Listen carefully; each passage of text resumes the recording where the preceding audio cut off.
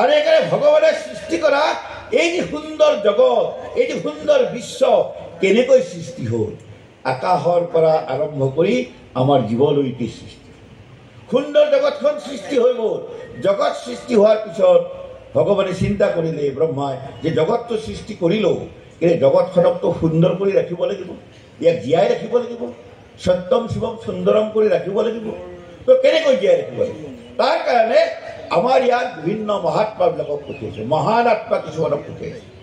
আৰু সেই মহান আত্মা, যাক আমি ঋষিমুনি বুলি কওঁ, হাজাৰ হাজাৰ লাখ লাখ বছৰ আগত আমাৰ ঋষিমুনি, যে আমাৰ পূৰ্বপুৰুষ আছিল। আৰু সেই ঋষিমুনিবিলাকে তেওঁলোকে ইয়াৰ পৰা ৰিচাৰ্চ, আজিৰ ভাষাত ৰিচাৰ্চ কৰিছিলে, মানে তাহানিৰ ভাষাত তপস্যা কৰিছিল, আজিৰ ভাষাত ৰিচাৰ্চ কৰিছিল। আমাৰ ঋষিমুনিবিলাকৰ মনত 3টা প্ৰশ্ন আহিছিলে। সেই 3টা প্ৰশ্ন যে, প্ৰথম, এই জগতখন কোনে সৃষ্টি কৰিছিল? এই জগতৰ সৃষ্টিকৰ্তা কোন? সৃষ্টিকৰ্তাৰ উদ্দেশ্য? তাৰ উত্তৰ মই যেনেকৈ ক'লো, আকাশৰ পৰা সৃষ্টি হ'ল, সেই কথাখিনি উত্তৰখিনি পালোঁ। তাৰপিছত প্ৰশ্ন আহিছিলে যে মই কোন, মই ক'ৰ পৰা আহিছোঁ আৰু মই ক'লৈ যাওঁ? দ্বিতীয় প্ৰশ্ন। আৰু তৃতীয় প্ৰশ্ন আহিছিলে এই যে পশু পক্ষী কীট পতংগ আমি মানুহ চববিলাক যে আছোঁ, আমাৰ পৰস্পৰৰ মাজত কিবা ৰিলেশ্যন আছে নে নাই? আমাৰ মাজত কিবা সম্বন্ধ আছে নে সব স্বতন্ত্ৰ, সব বেলেগ বেলেগ?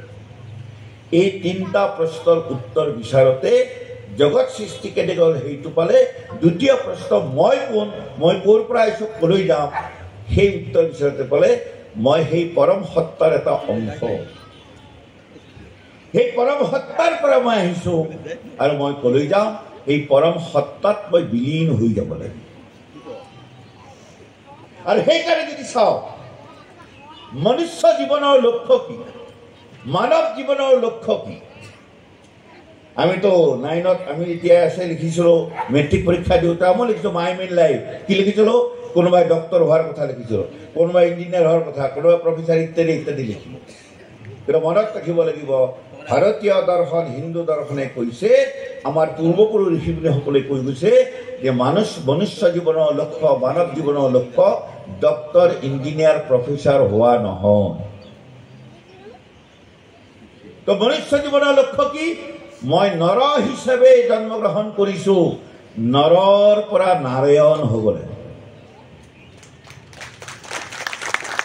মই নৰৰ পৰা নাৰায়ণ, এয়া মোৰ জীৱনৰ লক্ষ্য। আৰু নৰৰ পৰা নাৰায়ণ হোৱাৰ কাৰণে কোনোবাই ডাক্তৰ হ'ব, কোনোবাই ইঞ্জিনিয়াৰ হ'ব, কোনোবাই প্ৰফেচাৰ হ'ব, কোনোবাই খেতি কৰিব, কোনোবাই কাঠমিস্ত্ৰী কৰিব, কোনোবাই এডভোকেট হ'ব, কোনোবাই মন্ত্ৰী MLA হ'ব। এই সব মাধ্যম, এই লক্ষ্য নহয়। ডক্টৰ হোৱা জীৱনৰ লক্ষ্য নহয়। নৰৰ পৰা নাৰায়ণ হোৱাৰ কাৰণে মই ডক্টৰ হ'ম, এইটো কথা পাহৰি গ'লো, মানে লক্ষ্যভ্ৰষ্ট হ'লো। যাৰ ফলত কি হ'ল? অপ্ৰিয় সত্য। মই সকলো ডক্টৰক কোৱা নাই, ডক্টৰ হ'ল, এনেকুৱা কিছুমান ডক্টৰ হ'ল মৰা মানুহক আইচুৰ ভিতৰত সোমাই পইচা লেনা দেনা কৰি থাকিলে। কিয়? ডক্টৰ হোৱা জীৱনৰ লক্ষ্য। নৰৰ পৰা নাৰায়ণ হোৱা জীৱনৰ যদি লক্ষ্য হিচাপে যদি ডক্টৰ হ'লহেঁতেন, মৰা মানুহক আইচুৰ ভিতৰত সোমাই কেতিয়াও পইচা লেনা দেনা নকৰিলেহেঁতেন। জীৱনৰ লক্ষ্য ইঞ্জিনিয়াৰ হোৱা। মা দেউতা ইঞ্জিনিয়াৰ হয়, ইঞ্জিনিয়াৰ হয়, ইঞ্জিনিয়াৰ হোৱা কৈ থাকিলে, ইঞ্জিনিয়াৰ হ'লো, কণ্ট্ৰেক্টৰৰ লগত পাৰ্চেণ্টেজৰ খেলা কৰি দলংখনো ভালকৈ নবনালো, ৰাস্তাটো ভালকৈ নবনালো। কাৰণ লক্ষ্য মোৰ ইঞ্জিনিয়াৰ। সেইকাৰণে লক্ষ্য মই DC হ'ব লাগে, SP হ'ব লাগে, IAS অফিচাৰ হ'ব লাগে। IAS অফিচাৰ হ'লেও কোটি কোটি টকাৰ কেলেংকাৰী কৰি পিছত জেলৰ ভাত খালো। সেইকাৰণে নৰৰ পৰা নাৰায়ণ হোৱা জীৱনৰ লক্ষ্য। আৰু এইটো কিয়? যে মই ক'ৰ পৰা আহিছোঁ, ক'লৈ যাওঁ। এই পৰম সত্তাৰ পৰা মই আহিছোঁ, মই পৰম সত্তালৈকে যাব লাগিব। সেইকাৰণে নৰৰ পৰা নাৰায়ণ হোৱা জীৱনৰ লক্ষ্য। এয়া হ'ল এজন এজন মানুহৰ জীৱনৰ লক্ষ্য। সামূহিকভাৱে সমগ্ৰ মানৱ জীৱনৰ লক্ষ্য কি? আজি ইছলামসকলৰ জীৱনৰ লক্ষ্য গোটেই বিশ্বক ইছলামিক স্থান কৰা, খ্ৰীষ্টানসকলৰ লক্ষ্য গোটেই বিশ্বক ইছাই কৰা, খ্ৰীষ্টিয়ান কৰা, হিন্দুসকলৰ জীৱনৰ লক্ষ্য গোটেই বিশ্বক হিন্দু বনোৱা নহয়, গোটেই বিশ্বকে হিন্দু বনাব খোজা নাই। হিন্দুৰ জীৱনৰ লক্ষ্য কি, মানৱ জীৱনৰ লক্ষ্য কি? গোটেই বিশ্বখনক সত্যম শিৱম সুন্দৰম কৰি ৰাখিম। গোটেই জগতখনক সুন্দৰ কৰি ৰাখিম। সেইকাৰণে আমি সংস্কৃতত কৈছে কৃণ্ণন্তু বিশ্বমাৰ্য। গোটেই বিশ্বখনক আমি আৰ্য, আৰ্য মানে শ্ৰেষ্ঠ, আৰ্য মানে শ্ৰেষ্ঠৰ পৰা শ্ৰেষ্ঠত্বলৈকে, অৰ্থাৎ সত্যম শিৱম সুন্দৰম কৰি ৰাখিম। আৰু সেইকাৰণে আমাৰ পূৰ্বপুৰুষসকলে কি ক'লে? আমাৰ জীৱনৰ মন্ত্ৰ কি? সৰ্বে ভৱন্তু সুখিনঃ, সকলো সুখী হওক। সকলো মানে কেৱল মানুহৰ কথাই কোৱা নাই, কেৱল হিন্দুই সুখী হওক বুলি কোৱা নাই, কেৱল হিন্দু নহয়, কেৱল মানুহে সুখী হওক কোৱা নাই। সৰ্বে, সৰ্বে মানে গছ গছনি, পশু পক্ষী, কীট পতংগ সকলো সুখী হওক। সৰ্বে সন্তু নিৰাময়া, সকলো নিৰোগী হওক। কেৱল মানুহে নিৰোগী হলে নহব, পশু পক্ষী কীট পতংগ সকলো নিৰোগী হব লাগিব। এয়া হিন্দুৰ জীৱন। সেইকাৰণে হিন্দুৰ জীৱনৰ লক্ষ্য গোটেই বিশ্বক হিন্দু বনোৱা নহয়, হিন্দুৰ জীৱনৰ লক্ষ্য গোটেই বিশ্বক আৰ্যৰ পৰা শ্ৰেষ্ঠৰ পৰা শ্ৰেষ্ঠত্বলৈকে লৈ যোৱা, সত্যম শিৱম সুন্দৰম কৰা। সেইকাৰণে বিশ্ব কল্যাণ এয়া আমাৰ জীৱনৰ লক্ষ্য, বিশ্ব শান্তি এয়া আমাৰ জীৱনৰ লক্ষ্য। আৰু সেইকাৰণে আমি কি কওঁ? বসুধৈৱ কুটুম্বকম। গোটেই বিশ্বখন আমি এটা কুটুম্ব, গোটেই বিশ্বখন আমি এটা পৰিয়াল। পাশ্চাত্য দেশে কৈছে ৱৰ্ল্ড ইজ এ মাৰ্কেট, বিশ্বখন এখন বজাৰ, ৱৰ্ল্ড ইজ এ মাৰ্কেট। আৰু আমাৰ কৈছে world is a not market, বিশ্বখন মাৰ্কেট হ'ব নোৱাৰে। বসুধৈৱ কুটুম্বকম, বিশ্বখন এখন family, world is a family, এটা পৰিয়াল। এতিয়া পাৰিবাৰিক ভাৱনা, এই পাৰিবাৰিক ভাৱনা ক'ৰ পৰা আহিলে? এই তৃতীয় প্ৰশ্নৰ যিটো উত্তৰ, এই যে পশু পক্ষী কীট পতংগ আমিবিলাক যে আছো, আমাৰ পৰস্পৰৰ মাজত সম্বন্ধ কি আছে? এই প্ৰশ্নৰ উত্তৰ যেতিয়া আমাৰ পূৰ্বপুৰুষসকলে বিচাৰিছিলে, তাৰ উত্তৰ কি পাইছিলে? তাৰ উত্তৰ গীতাত কৈছিল।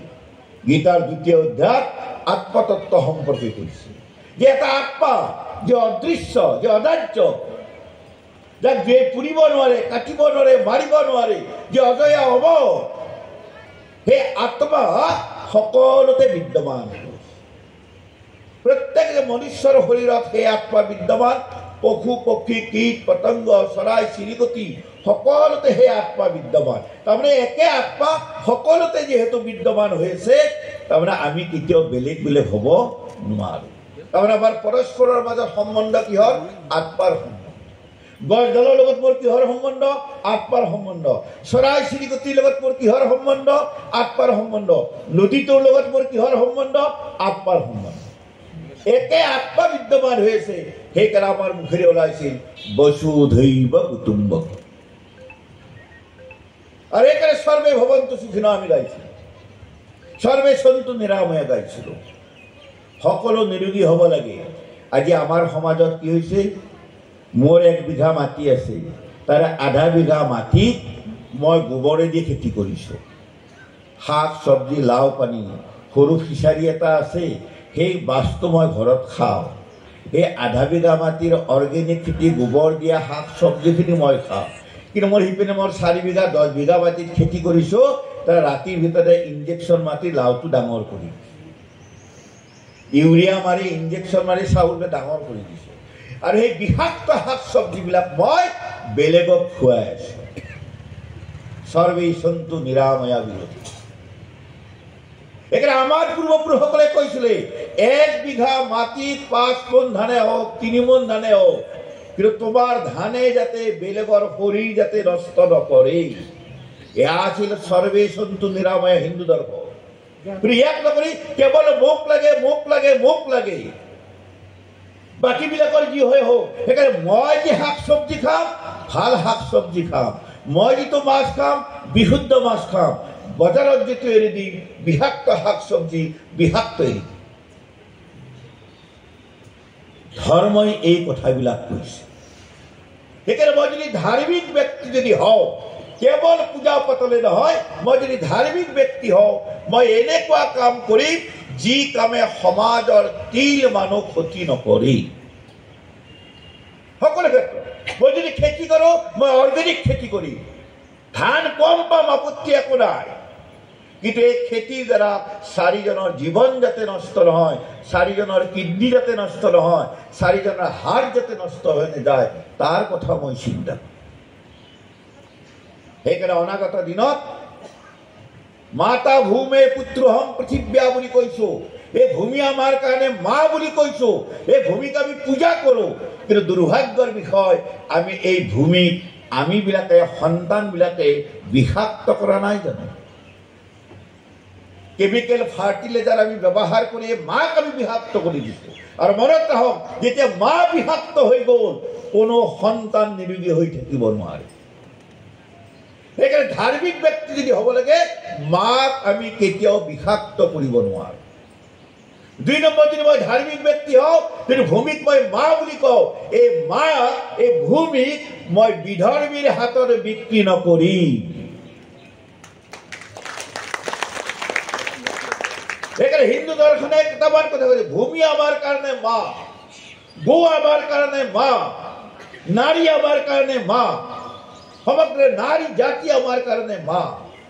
সেইকাৰণে শিশু সৰু ছোৱালীজনী, অ' মা এইফালে আহচোন, অ' মা তোমাৰ নামটো কোৱাচোন, অ' মা এইটো কৰিব নাপাৰে, মুখেৰে মা শব্দটো নাই।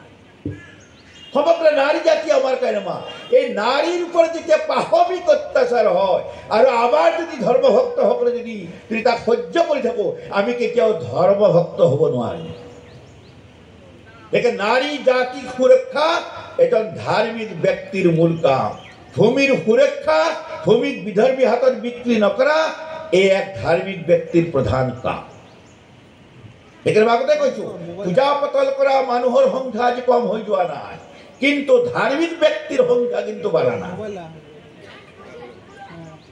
ধৰ্মৰ আলোচনা কৰিবলৈ যাওঁতে কোনোবাই মনত কষ্ট পাইছে, মই ক'ব নোৱাৰোঁ, মই গীতা ভাগৱতৰ বহুত ডাঙৰ ডাঙৰ তাত্ত্বিক কথা ক'ব নাই, ব্যৱহাৰিক দিশত যিবিলাক কথা, সেই কথাবিলাক আজি আলোচনাৰ প্ৰসংগৰ বিষয় হৈ পৰিছে।